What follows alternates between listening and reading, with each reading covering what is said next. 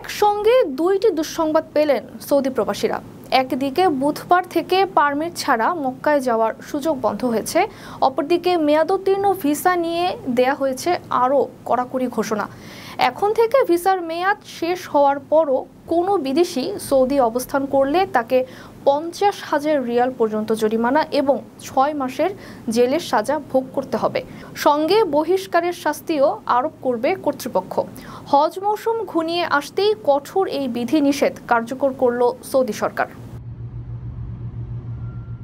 ভিসার মেয়াদ শেষ হওয়ার পরও কেউ সৌদি অবস্থান করলে 50,000 রিয়াল পর্যন্ত জরিমানা ছাড়াও 6 মাসের জেল ও বহিষ্কারের মতো শাস্তির বিধান করল দেশটির কর্তৃপক্ষ। 2025 সালে হজ মৌসুম ঘনিয়ে আসতেই সৌদি কর্তৃপক্ষ ভিসার মেয়াদোত্তীর্ণদের ওপর কঠোর এই জেল জরিমানার বিধান ঘোষণা করেছে। মঙ্গলবার সৌদি স্বরাষ্ট্র মন্ত্রণালয় এ তথ্য জানিয়েছে। সৌদি প্রেস এজেন্সির প্রতিবেদনে বলা হয়, হজ ও ওমরা নিয়ন্ত্রণকারী নিয়মকানুন এবং নির্দেশিকা মেনে চলার গুরুত্বের উপর জোর দিয়েছে সৌদি আরব কর্তৃপক্ষ। সেই ধারাবাহিকতা থেকেই এ নিয়ম চালু করা হলো।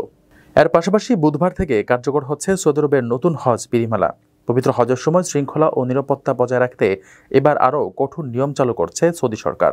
বৈধ অনুমতি ছাড়া কেউ মক্কায় প্রবেশ করলে দেশি বিদেশি সবাইকে মোটা অঙ্কের জরিমানা, কারাদণ্ড, এমনকি ডিপোর্টেশনেরও শাস্তির মুখোমুখি হতে হবে। সৌদি পাবলিক সিকিউরিটি ডিরেক্টর জানিয়েছে, মক্কায় প্রবেশের জন্য 3 ধরনের বৈধ নথি আবশ্যক। হজের জন্য অনুমতিপত্র, মক্কা নিবন্ধিত ইকামা বা সরকারি হজ পারমিট। নতুন নিয়মের আওতায় নাগরিক ও প্রবাসী উভয়ের ক্ষেত্রেই একই নিয়ম প্রযোজ্য হবে। আপনার স্বপ্নগুলো আকাশ ছুবে প্রবাসীর হেলিকপ্টারের মাধ্যমে। বিয়ে, জন্মদিন অথবা যে কোনো বিশেষ প্রয়োজনে হেলিকপ্টার ভাড়া করতে যোগাযোগ করুন স্ক্রিনে দেয়া নাম্বারে। প্রবাসীর হেলিকপ্টার, নিরাপদ ও সাশ্রয়ী বাহনের বিশ্বস্ত নাম।